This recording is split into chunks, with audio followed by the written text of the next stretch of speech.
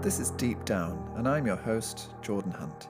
I'm a composer, vocalist, multi-instrumentalist, and self-releasing artist. You might also know me as former violinist in The Irrepressibles, as the long-standing musical companion to Grammy-nominated Olivia Chaney, or as a musical and associate director of the Theo Adams Company. I delve deep as we explore the creative process and life through the lens of a musician, unraveling universal ideas and enigmas through some of my songs and lyrics, and through some of the profound moments that have shaped me. Join me deep down as we embark on this journey together, in search of answers to the elusive question, what do you really feel deep down?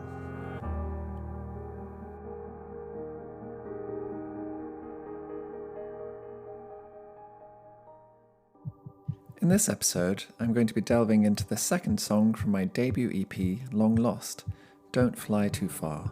It's one of my most enigmatic songs that fits a brief whirlwind romance into only a few lines of song. I'll be peeling back the layers behind the elusive protagonist, discussing how one lyric can inspire a whole piano part, and how a solitary break from teaching inspired a novel approach to production. So join me for this special deep dive episode of Deep Down. Welcome, listeners. In this episode, we're taking another deep dive, this time into one of my early singles, Don't Fly Too Far, which is the second song on my debut EP, Long Lost. It was released back in 2018, and I even remember having a little private launch party at my flat in London where I sang an acoustic version of the song to some of my friends, and then raised a glass to celebrate its entry into the world. A little more hushed and subtle than the cathartic release of my very first single, Mother, but still a lovely event. And this week, in fact, marks 6 years since its release, although it feels like no time at all has passed. I'm going to take you through conception, backstory, lyrics, structure, recording and production, music video stuff, and anything else of interest I can think of in as concise a way as possible. So, into the podcast void we go.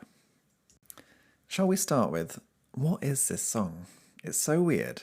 When I listen to it now, I can't ever imagine having conceived it. If I heard it now, I'm not sure I'd think, ooh, I want to write a song like that. I'm not quite sure I have a model that I was basing this on. And as is the case with most of my earlier attempts at songwriting, I was just making it up as I went along. It does sort of have a verse-chorus-ish structure, but it's stranger and more elusive than that for sure, and I'll get into the nitty-gritty of that a bit later. But I am very fond of it as a thing I made, and how concise and economical it is. I love efficiency of communication, despite having this desire to make a podcast where I ramble away. I also love detailed and thorough communication, so if I can find an opportunity to marry the two in an in-depth but precise and concise process, then that's the ideal. And I suppose that's what I'm attempting here, so I'll try and stay on track for the sake of the thread. So, to all intents and purposes, Don't Fly Too Far is a breakup song, but I think the overall vibe is positive. So think, be on your merry way, but it's not like I'll never see you again vibe, rather than I hate you, get out of my life vibe. And break up from whom, you may ask? Well, the detail isn't particularly essential, in terms of respecting this person's privacy. But let's be honest, I do sing his name in the chorus a few times, so I'm not sure how private it can be. If you know, you know. For some context, it's an ex of mine called Dusan, which is a very beautiful Slovak name and luckily very easy to sing. When I stop to consider it, so many of my songs are about people I know and have known and loved, and a good portion of them are about former flames of mine, and, of course, my incredible current love, the centre of my universe, who is the subject of my song Ocean Floor. I was chatting with friends the other day and coined a wonderful phrase that I don't think I've heard before. It was a Freudian slip when discussing a long-term ex, which sounds like an Ariana Grande song, but it's on my list to actually write that one. You heard it first here, copyright people. Obviously what I meant was someone who is still in touch with a former long-term partner as a friend. And for a long time, the Dusan from the song was a long-term ex of mine, and I befriended his partners that followed me, who were all very nice. My brother used to joke, rather too on the nose, that any party I hosted back in the day was basically a guest list of all my former lovers who I'd stayed in contact with, or long-term exes. though most of them I'd only had a handful of dates with, plus a few closer platonic friends to keep it real, and once or twice these former flames would connect with each other by the end of the gathering. But I've long since stopped hosting these soirees, not only out of respect for my current partner of almost 6 years, but because I've actually just fallen out of touch with most of them as time has passed. I've run out of social steam, and I've learned to let go and let the ship sink, a lovely new phrase I learned this week. So these days my birthday parties are usually just my very nearest and dearest. Anyway, enough about my former and now non-existent social life. As I mentioned, it's essentially a breakup song, though it was written after the fact, after the dust had settled, and where we were in the long-term X phase. For some context, I met Dushan not long after the passing of Peter, the protagonist of another of my songs from Long Lost EP, and he came into my life at just the right time. He was, and I'm sure still is, very sweet and supportive, and a natural joy provider and peacemaker, and probably just what I needed at that rather low point. We were together perhaps 9 months, and I shan't dwell on the ending too much, because in the scheme of things, that was just a blip on the road of our rather longer friendship. And he integrated into my life rather quickly, and all of my friends were very fond of him too, and most likely still are, though we've not really been in touch in the past couple of years. So I wrote this song at the point where he'd already moved on and was dating someone else, another bespectacled musician actually, who's had a much steeper rise to fame for all their wonderful talents. I think that feeling of the dust having settled can really be felt in how static the opening piano chords are in the song. It's almost like a concrete wall falling to the ground with a gigantic crash, and then the sound of the debris floating in the air. There's this sense of hanging that is also apparent in the choice of strange second chord, which doesn't particularly fit in the same key as the first chord. They're not directly related, shall we say.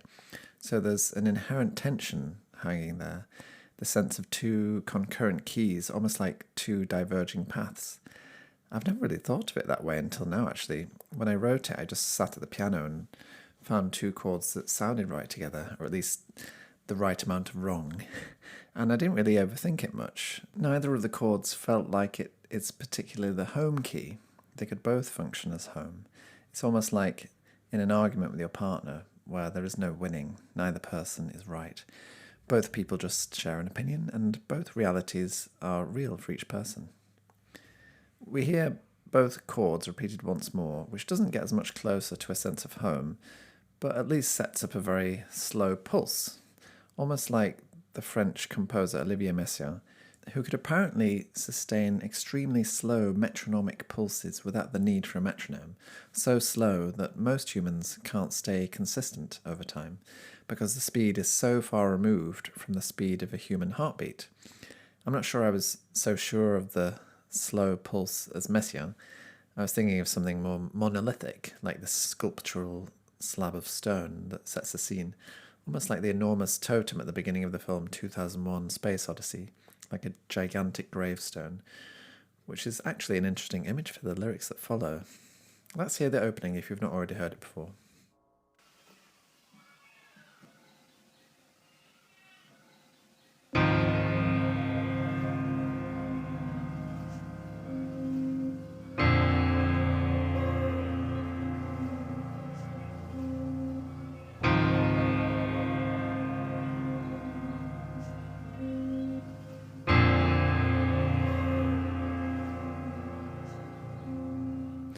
The eagle-eared among you will hear that the song starts before the piano even enters, the sound of children playing in the background, and that's a field recording I took on my phone during a solitary lunch break from my teaching position at a school in North London. None of the kids wanted to schedule their lessons during the lunch breaks, understandably, so I'd eat my little packed lunch alone in the little music room, playing around on the piano to occupy my mind, with this pretty deafening roar of the kids playing outside through the window. And I don't recall what inspired me to capture the sound that day, but it just sounded so pure and joyful, a lot like Dushan's spirit, which is possibly why I was inspired to make my rest time a little more productive with this recording. And this is a decade ago when phones weren't all that good at things like field recordings, so there's a little grainy filter added to the sound, as you might hear. And for me, this is sort of novel in terms of production. Up until this point, I was purely a classically trained composer, and this is very much the early days of me trying to think outside that box. I have this funny anecdote from that school where I taught violin for almost a decade, that once I was brave enough to migrate to the staff room to eat my lunch, I befriended the Year 6 teacher, who is a great music fan. He was always curious about my life as a musician and very proud of a recent former pupil of his called Dua Lipa, who apparently was making great waves in the music industry at the time. I'm sure I said something like, "Oh yes, I've heard of her," even though a decade ago I'm not sure she was entirely on my radar, and that's more to do with my listening habits rather than her burgeoning world domination. But suffice to say, I since worked out that she must have been a pupil in Year 6 at that primary school when I started teaching there all those moons ago. I can't claim to have ever personally taught her violin, but I'm sure she would have been very good. And actually last year, since I've already started name dropping, I ended up co-composing and recording some violin and piano music with my producer friend Danielle Hall for the Versace show in Cannes, which was a special collection in collaboration with Dua Lipa. So it's nice to know that things have come full circle in that respect, and I don't feel quite so left in the dust career-wise by that Year 6 youngling who escaped violin lessons with me. Anyway, back to the song. The lyrics of the first verse are very sparse, and so each word really counts. I love that sort of restrained challenge. It's a bit like a haiku, trying to be as expressive as possible in as limited a format as possible. When I came up with the opening, the melody of the verse was already present, and I think I knew where the pre-chorus and chorus were headed, a nice package deal. So it's a matter of finding lyrics to fit the syllable structure for the verses, and there weren't that many syllables to fill. The lyrics for verse 1 are, "Lay me down, place your heart upon my feet. His grave's half warm, fill the void, newly incomplete."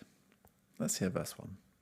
Lay me down, place your heart upon my feet.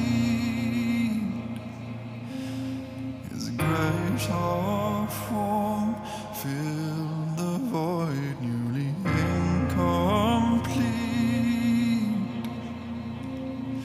It's funny listening back to that now. I just spotted something that I hadn't considered for years. I was talking about how static and monolithic the piano chords are here, and as soon as I start singing, I end up providing the rhythm, the internal rhythm of the bar, even to the point where the T at the end of the word feet and incomplete and the next breath provide the missing beats that aren't being played on the piano. I think I was doing that more to be able to keep time with myself, but it's funny how it filtered its way into the actual performance, as I do actually do it that way every time. The lyrics are pretty enigmatic, but as my birthday astrological chart says, apparently my birthday is the day of the enigmatic pragmatist. And I think I wear my heart on my sleeve, and I'm incredibly emotional and process things emotionally. And I think I'm quite emotive, but apparently I'm quite difficult to read. Probably why I spend so much of my time trying to explain myself in things like podcasts. I mention this for two reasons. One, because to me, these lyrics are blindingly obvious and a very pragmatic, literal interpretation of what went down in our relationship. And yet, obviously, nobody knows the story, hence the need for explanation. But two, because this phrase, "wear your heart on your sleeve," was sort of the template for the second line, "place your heart upon my feet," obviously with that extra syllable in upon to match the rhythm of the melody. So the actual backstory here is in two parts. Lay me down, place your heart upon my feet. In the very early days of our relationship, there was one evening where Dushan literally picked me up and carried me from one room to another and laid me down to present me with a gift he'd bought. And with my eyes still closed, as instructed, he put a new pair of trainers on my feet, which was the sweetest thing. I think I'd seen them in a shop and said, "I like those," in passing. And he had clocked it and bought them for me. So sweet and so generous. And the presentation of the present was also adorable. And the act of putting someone's shoes on has so many connotations, like lacing up a child's shoes when they're still learning how to tie them, or helping an elderly relative or someone who's injured or unable to reach down to do it for themselves. It feels like such a selfless gesture, like Jesus washing the feet of his disciples. Of course, there are other interpretations of power dynamics, but I shan't go into that here, as this really felt like a rather naive but powerful gesture of love, and so early on in the relationship too. Gosh, I really am laying it all out on the table, aren't I? And we're only on the second line. So literally, Dushan laid me down and placed his heart upon my feet, a sign of his affection and care for me in the form of this gift and gesture. Now, I have to say that besides being incredibly moved by this gesture, I think I also remember bursting out laughing nervously and then also cracking up because he owned the same pair of shoes and was wearing them that evening. And there was something about this bright red, white, blue colour of them and the image of both of us wearing them at the same time that really tickled me. Not in a derogatory way, but in an appreciation of pure joy and silliness, but also perhaps that I'm just not the kind of person to be matchy-matchy with my partner. I felt so bad for laughing, but it's amazing how the mind works in really important moments like that. A rather nervous tick, almost, despite how appreciative of the gesture I was. Right, let's get into the next line or I'll be here all day. His graves half warm, fill the void, newly incomplete. So this is referring to Peter, a rather major figure in my life up until this point, who died very suddenly and tragically, and recently just before I met Dushan. I think I met Dushan only a month or two after Peter's passing, possibly not the best time to be starting a new relationship, with my world turned upside down. But as I mentioned before, Dushan's warmth and energy was much needed and much appreciated at this point. And in my very wordy way, he was filling the void in my life that was only recently or newly incomplete. So this very specific moment and gesture of the gift, and then a much more objective view of our time together in just 2 pairs of lines, it summed up his generosity and gave a very pragmatic and literal example of it. In the next section, the pre-chorus, the harmony finally changes and takes us round a corner with a more convincing and perhaps traditional chord sequence, taking us on a more emotional journey rather than the strange limbo netherworld of the first verse. The only lyric here is Dushan, and to an English speaker's ear, this isn't a name that most people are familiar with, so many people assume I'm just making a sort of musical sound here, but I am actually singing his name. And perhaps it's the fact that I'm singing it in quite high falsetto that also masks the word a little, as it's harder to enunciate with ease in a natural way up there, without making it sound like an opera singer, which isn't bad, it's just not the sound I'm going for. Anyway, here's the pre-chorus.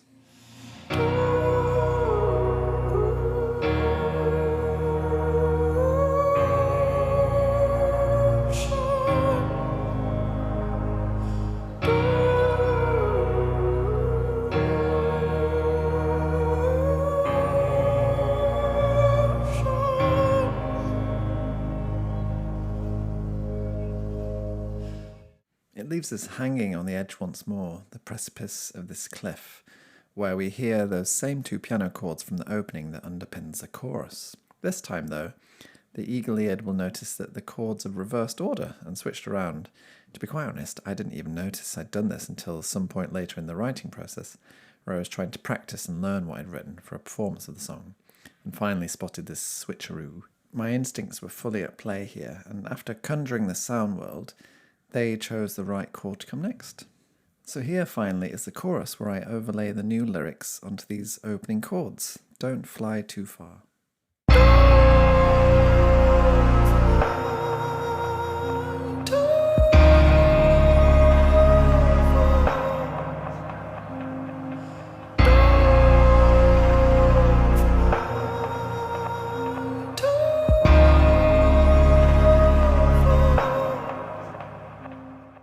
This phrase is one that Dushan told me his mother used to say to him as a child.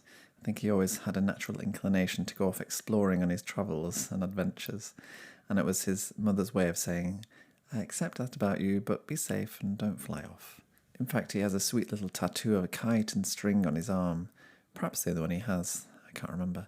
So it was a conversation starter for sure, and for all the usual machismo associated with tattoos, I thought the story attached to this image was so adorable.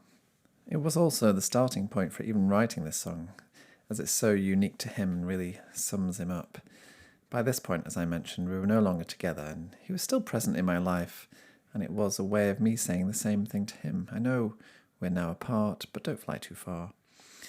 What's funny is that for the first couple of years that I knew him, all 3 separate flats that he lived in were probably a 10 to 15 minute walk away from mine, which in London is quite an achievement as it's so vast and the housing market is so unstable. And I'm sure it was a coincidence, but it's a funny one nonetheless, that perhaps he was taking to heart the line, "Don't fly too far." We then get to the second verse, and if you blink you'd miss it. It's very short, or at least it is on paper, as again there are only 4 very succinct lines. But also you may not even notice that the chords from verse 1 are reversed. It's so strange that the melody works both ways, no matter which way around the chords go.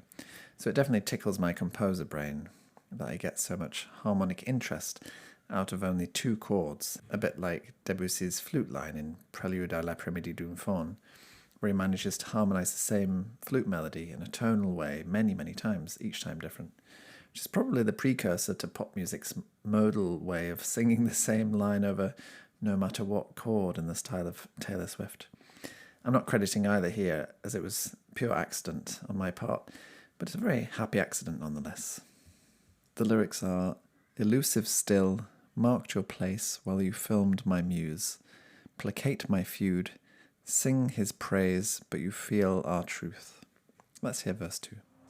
Elusive still, marked your place while you found my muse. Placate my feud, sing his praise, but you feel our truth. I think part of his magic, especially in this image of a kite that's hard to pin down, was that he's rather elusive, something masked by all the joy and charm and perhaps a barrier for us to get closer. My enigmatic nature and his elusive nature, not exactly a perfect combination. But in the first 2 lines, I nod to that elusive nature, even after a year or 2 after we'd broken up. "Marked your place" is describing an evening towards the end of our relationship where he had a moment, shall we say, with a friend of mine who was visiting town. And bless him, I think he got the wrong end of the stick about my view on monogamy at the time, and rather put his foot in it. I think you get the gist. This really is a whirlwind tour of our time together, and I hope he doesn't mind this rather in-depth view of our relationship past. The second half of that line, "while you filmed my muse," nods to him filming my dear friend Masumi, who was kindly dancing in an attempt at a music video that never came to light in the end. And it's for a song that I'm not sure will ever actually see the light of day now. So it's a lot squeezed into 2 lines. Perhaps too much really to be comprehensible by anyone other than myself. The final 2 lines of the verse, "Placate my feud, sing his praise, but you feel our truth," is about a point further down the line where he was with another partner, another musician in fact, who looked not unlike myself and sang music not unlike myself.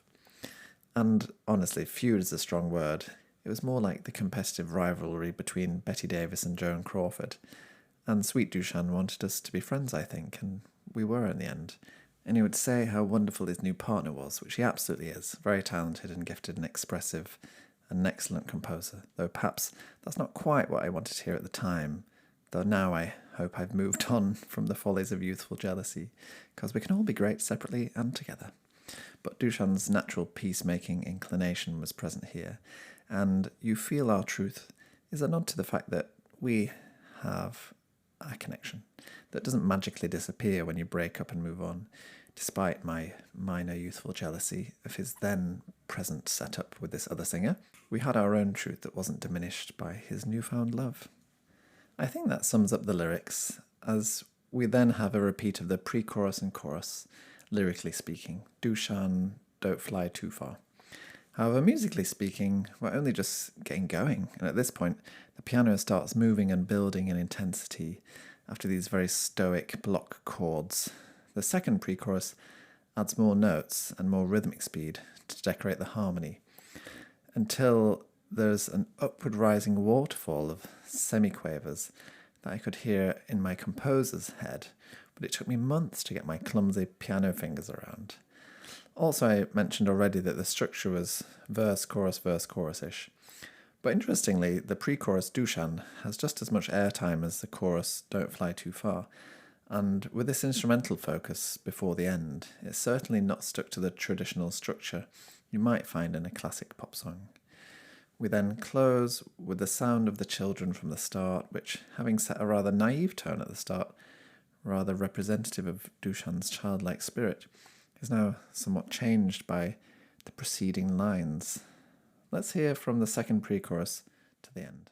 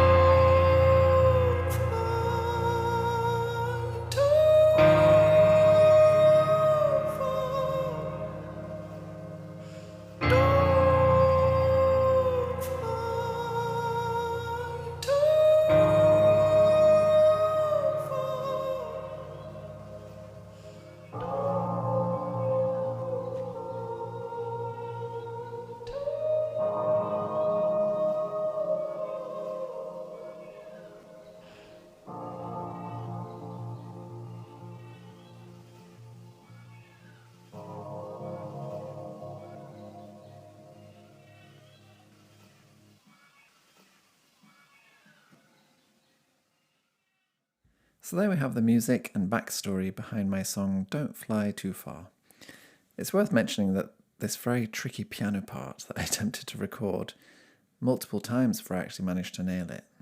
Luckily, a generous acquaintance of mine, another Slovak appropriately, Jonathan Pastirak, recorded the piano on a wonderful Steinway D grand piano at the Recording Institute where he was studying, and was very kind and gave me lots of takes to get it right.